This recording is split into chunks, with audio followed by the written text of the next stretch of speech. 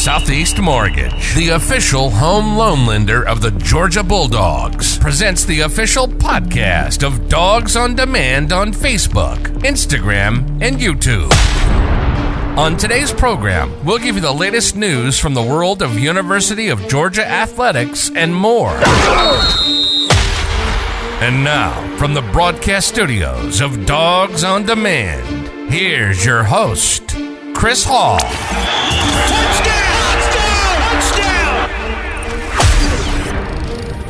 All right, Chris Hall here for Dawgs on Demand on Facebook, Instagram, and YouTube. Good to have you with us today on our program. And it's good to have Rusty Manziel, CBS Sports, recruiting analyst, Georgia writer for 247sports.com. It's always good to have Rusty on our program. And today we come to you to talk about the big game. You know, I was looking over this game. You have Slippery Rock taking on Edinburgh University this weekend. So I know we want to talk about this game. That might be a little out of my wheelhouse. Yeah, that actually is a game that's happening this weekend, but not exactly on the top shelf for us today, of course. You have a number one, number two matchup. Those kind of things are very rare during the regular season in college football. First time ever in Sanford Stadium, number one Georgia against number two Tennessee. Now, the college football playoff rankings are going to come out a little later on as we record this program. So you might have number one Tennessee against number two Georgia in the college football playoffs. So, Rusty, here we are. Now, the news this morning out of Athens, concerning Nolan Smith, of course, that's not a good thing for Nolan, for him personally. Yeah. Apparently, he is going to have a season-ending surgery, a pectoral injury he suffered against Florida. So that's going to be a little tough. So as you sit here today, looking now down the road at Georgia and Tennessee, just give me your thoughts. What are you thinking about this game? Well, obviously, thoughts on Nolan Smith. I've known him since he was an eighth grader at Calvary Day in Savannah, and had a torn pec muscle, and so he's going to have surgery on Thursday. Very similar to what J.J. Watt went through a couple years ago. So, he's probably looking at a 4 and 5 month rehab. I hope that he's able to potentially go through his draft process, but he is going to play NFL football, and he's just a kid that he loves football. So, I know this is a big bump in the road for him, but I think Nolan will come back as strong as ever. Kid telling you, he loves football, and he played high energy for Georgia. So, kind of thoughts with him and his family this weekend as he goes through that. But, you look at this game, and I kind of summed this thing up, Chris. Pretty simple. We're going to find out two things this weekend for sure. Is Georgia's defense for real? And is Tennessee's offense the number one offense in the country? I don't want to compare them to LSU 2019. I know people are starting to do that, and that's hard when you have like 5 number one draft picks on LSU. That was probably the greatest offense that I've ever seen.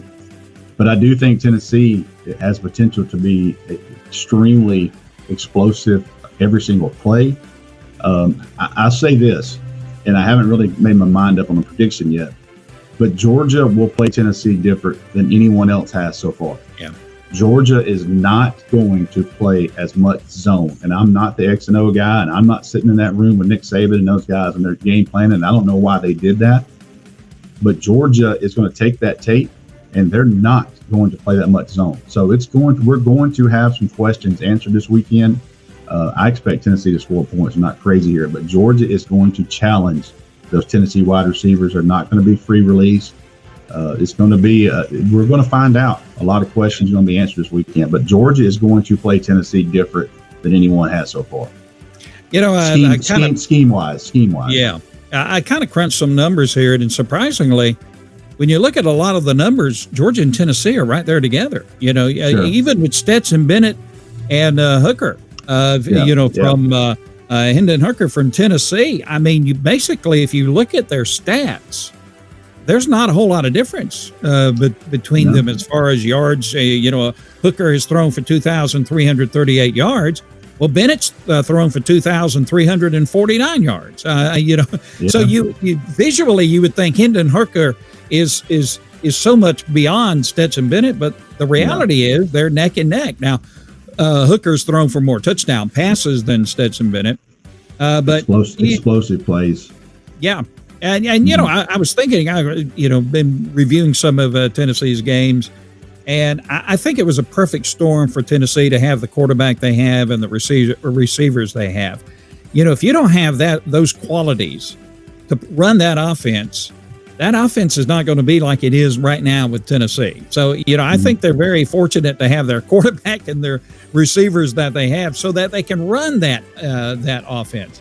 But as Georgia and Tennessee, total offense, Tennessee's number one overall, number one in the SEC, 530 yards a game. Georgia's number two overall, number two in the SEC, 530.1 yards per game. And you go down the list, don't want to run, all through all these numbers, but you run down the list, and these teams are very evenly matched. You're in Athens.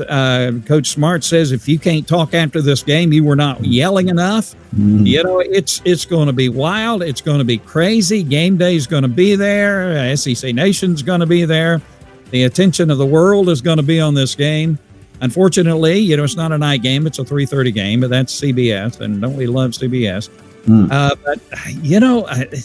Man, this is going to be wild. This may be the greatest game. May be an exaggeration, but the greatest game that's ever been played at Sanford Stadium. Is that an exaggeration? On paper, it's the best matchup if you go by rankings. So certainly, there's been some great games there. But I think that the matchup wise on paper, we're recording this now. It would not surprise me if Tennessee's number one tonight when the playoff rankings come out. And I bet Kirby Smart would hug every person on that committee if they make Tennessee number one tonight. That would help him out just every little ounce you can get. Yeah. You can imagine the conversation they would have there, although they say they don't pay attention to rankings, whatever. But, you look at this, and I agree with you a little bit that the Georgia offense is getting overlooked. What you look at for Tennessee is 52 points on Alabama. And again, Alabama had 14 penalties. They had 4 pass interference calls. And that's reality. So at the end of the day, I still think it comes down to can Georgia get Tennessee off the field, because I think Georgia's going to score enough.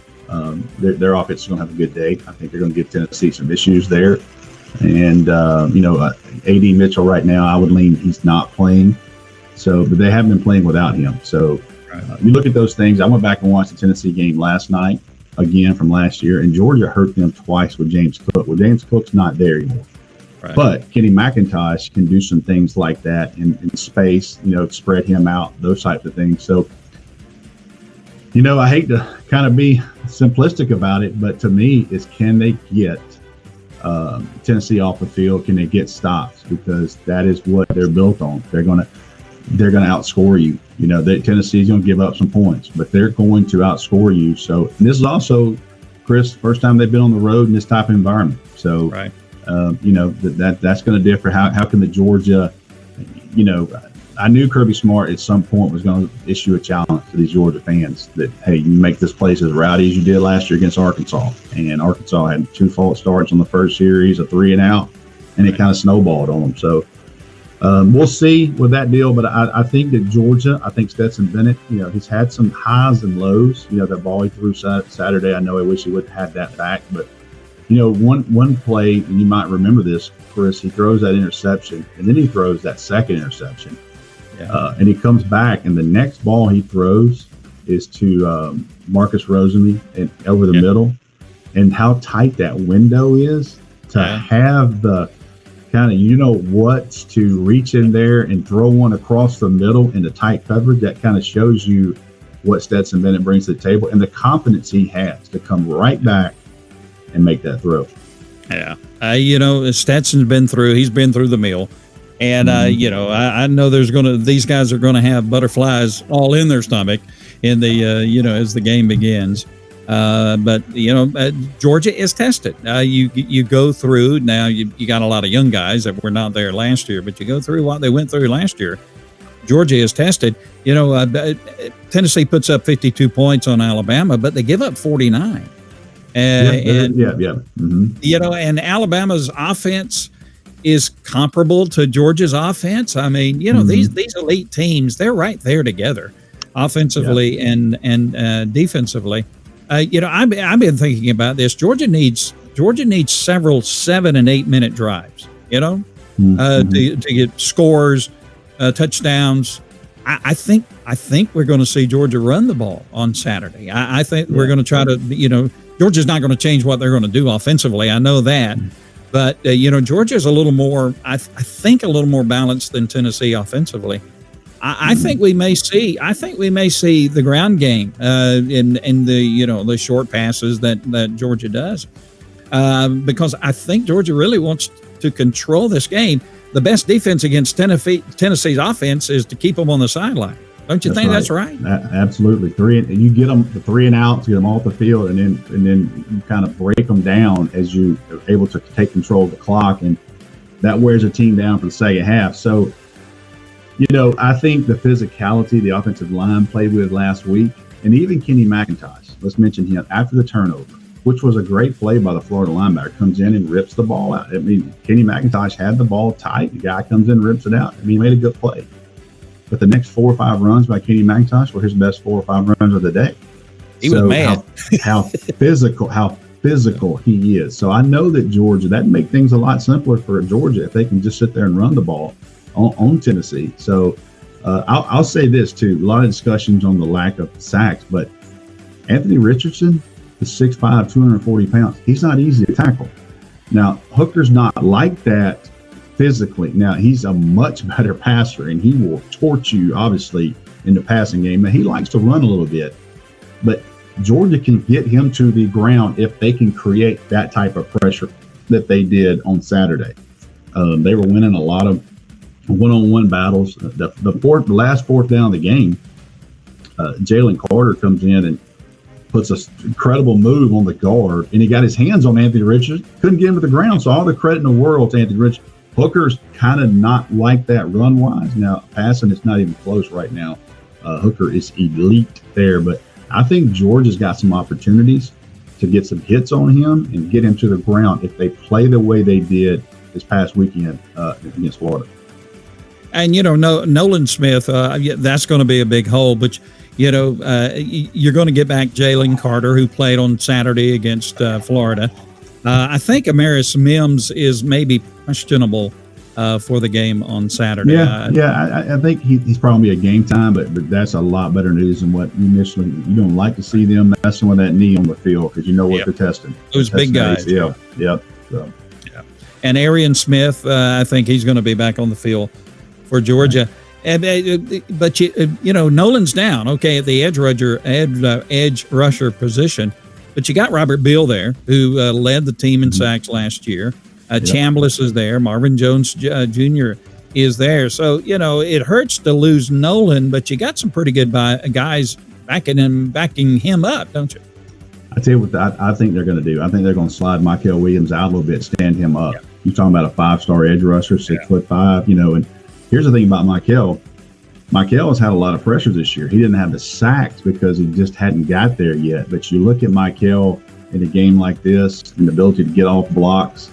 Covered him last year, covered him 2 years. See him play this year. He can play. The value of him, everybody talks about he was the next Trayvon Walker, which is a comparable, to me, because he can play with his hand down or stand up. So you lose a guy like Nolan Smith, who's a stand-up, you can slide Michael over there. So I expect to see a lot more of 13. I know Marvin Jones is still a little banged up, had the flu last week. That's a guy you're probably going to see. Chaz Chambliss, as well, too. So it's going to be by committee, but I think you're going to see more of 13 this week than you have all year. And listen, we're 8 games into the season. So these freshmen, players, they've gone through the mill now, and there they are. So the college football rankings, by the time somebody may see our program, they will have come out. Ohio State, Georgia, Tennessee, they're going to be jockeying for the number 1 position. It's either probably going to be Georgia or Tennessee as number 1 in the college football rankings. Now, Georgia's number 1 in the AP poll and, a lot of these other polls as well.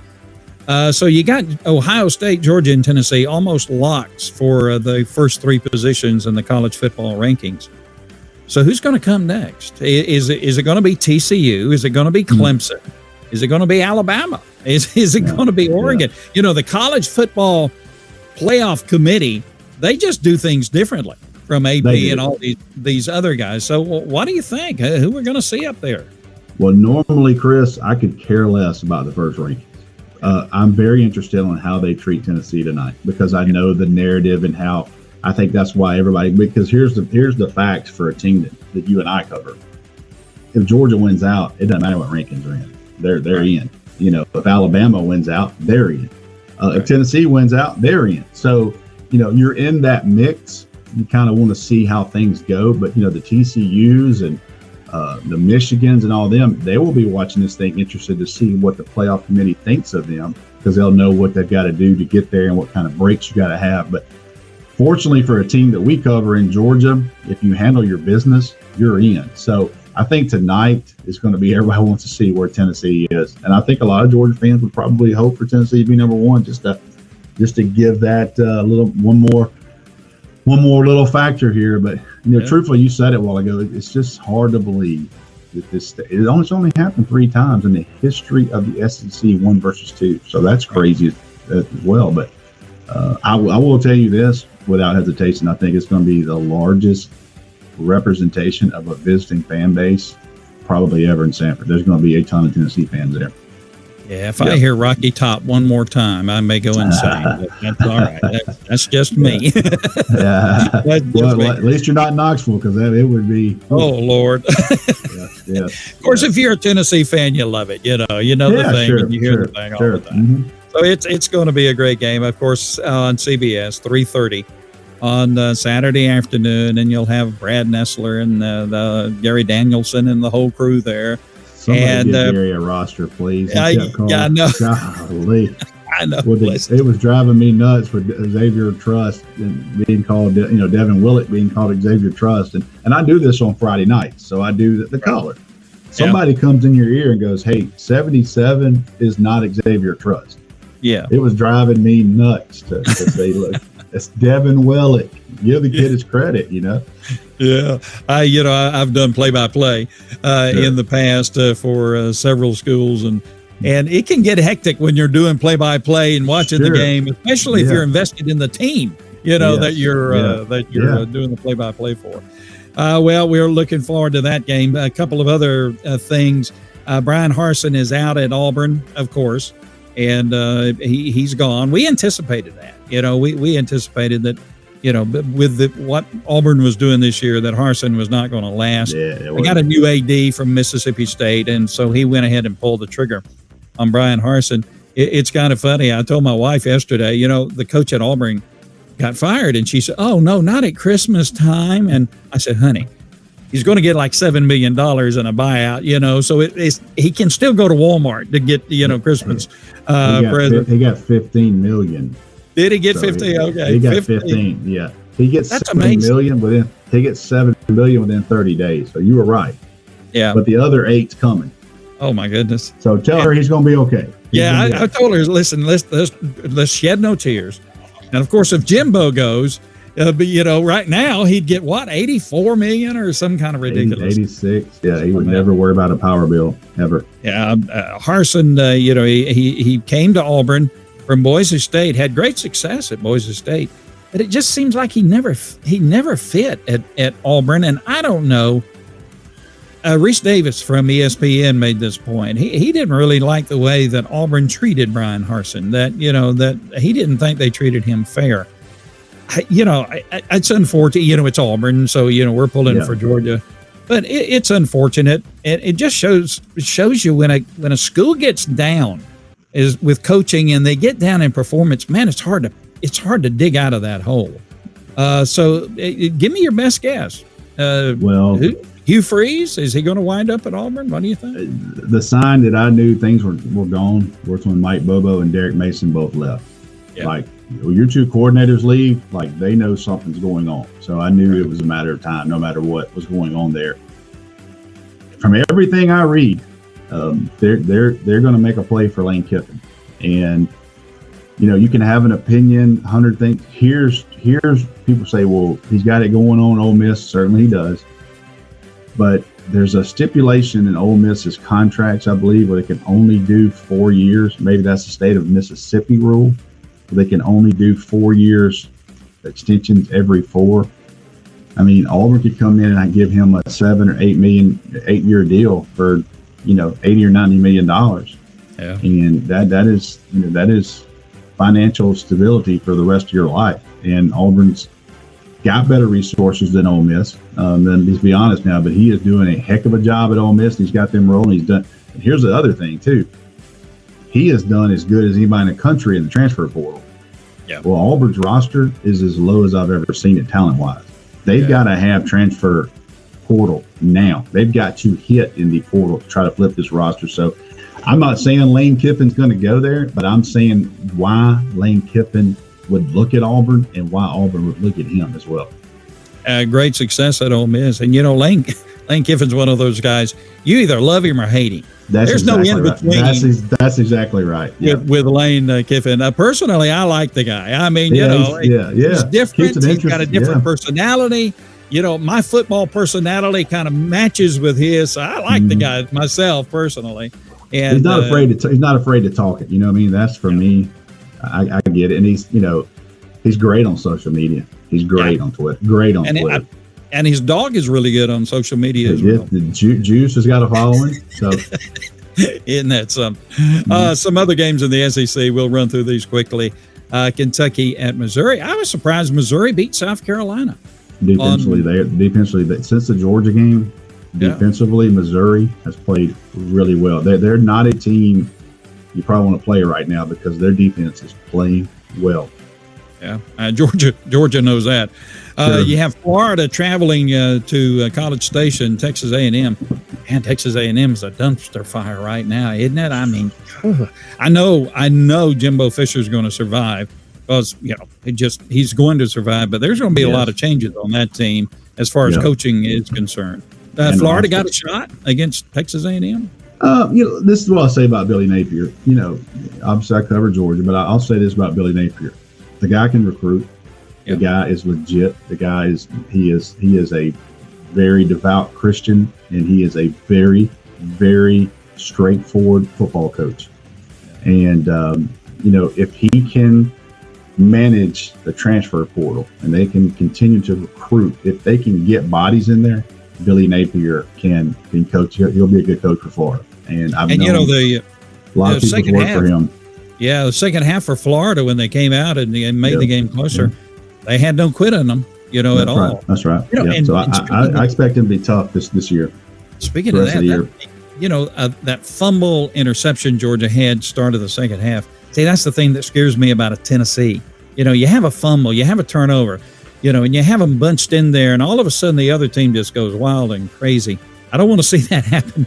I want Tennessee. With Tennessee, that would be fine, but I don't want to see that happen with Georgia. They don't bring this. Tennessee don't. So it's totally different philosophies. But I'll tell you this: when Georgia played Paul Johnson, when he had it rolling, you had to count series possessions per half because Tennessee is going to score. Well, Georgia Tech was going to have the ball. So if you gave them turnovers and extra possessions, it made it almost impossible to beat a team like that. Yeah. Liberty University going to Fayetteville to take on Arkansas. Liberty's ranked 23 in the country. That may be an interesting game. That'll be on the SEC Network at 4:00 on Saturday. What do you think? They beat the brakes off of BYU. Yes, they did. And I'm telling you, this quarterback and Hugh Freeze has got. I don't know what Sam Pittman walked into, but his out of conference was Cincinnati at Provo, Utah. Yeah. And then Liberty. And by the way, Missouri State, who had the old coach there, so who's slung all over the place. So man, he's had a tough out of conference. So this is a huge game for Arkansas to get to that 6th win because they've got LSU left, they've got Missouri left, they got some tough games left. That'll be an interesting game. That will be an interesting game. You have Alabama traveling to Baton Rouge to take on LSU. That's the 7:00 game on ESPN. So when we're worn out from the Georgia-Tennessee game, we can flip it over and watch Alabama at LSU. Is it a toss-up? I don't know. It's going to be wild. It's going to be wild in Baton Rouge. Mm-hmm. Especially at night. So you'll find out from me, had 2 weeks to prepare. What does Alabama fix? What are they trying to work on here? And how far is LSU came? Because they've looked good now. They went to Florida, beat them. Quarterback played great. So we'll see against this Alabama team kind of where it's kind of, to me, it's find out weekend. You're going to find out with Georgia, Tennessee, and then you're going to find out with Alabama and LSU kind of in that West. Crazy to back-to-back games. Yeah, if LSU beats Alabama, then Bama's out, I'm sure, for the playoffs. I would anticipate. Yeah, well, Alabama goes to Ole Miss next week. And, by the way, Ole Miss has had 2 weeks prepared for them. Yeah. So that's going to be, they got LSU and Ole Miss back-to-back on the road. Lane Kiffin would just love to beat Alabama. Let me tell you something. If Lane Kiffin, it might shut Twitter down. I'm telling you. Auburn traveling to Mississippi State. Mississippi State is a formidable opponent. You would think that Mississippi State probably would handle Auburn pretty good. But you never know. You get an interim coach and then they get revved up. You just never know. South Carolina traveling to Vanderbilt. So, that's it for the SEC. Well, I tell you what, Rusty, by the way, you got a prediction on the Georgia-Tennessee game? I do not yet. I mean, listen, I picked Georgia the first year. I'm going to pick Georgia unless something crazy changes my mind. I don't know the score yet. I'm going to kind of look at this thing as we get a little closer. But, it's tough. Can Georgia win a shootout? I don't think Georgia can win a shootout. We don't need a shootout. You don't want a shootout. You want to get, my theory kind of early is, can you get 2 to 3 stops each half and limit them, because they're not getting stopped right now. But to me, and then not trying to sound like a homer, but the fan base can have so much effect on this game because of the communication it takes to run those plays with Tennessee. I know they're working on silent counts and all that, but Georgia, the Sanford Stadium can really be a problem this game for communication with Tennessee and what they do, signals and all that kind of stuff. So I'm interested to see what that role plays in it. And like you said, I think that's a very good point, Chris. Can Georgia run the football? Because if Georgia can run the football, it changes the entire dynamic, and it puts pressure on Tennessee, because it's going to be a minute before we get the ball back. If we can't stop the run.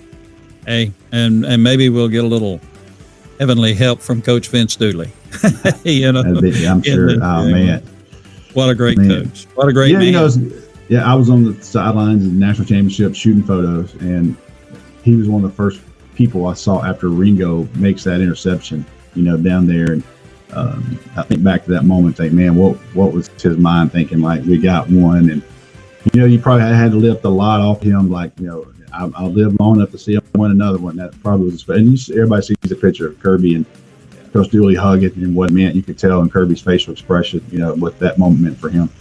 Yeah, just a great coach, obviously, athletic director, but a good man too.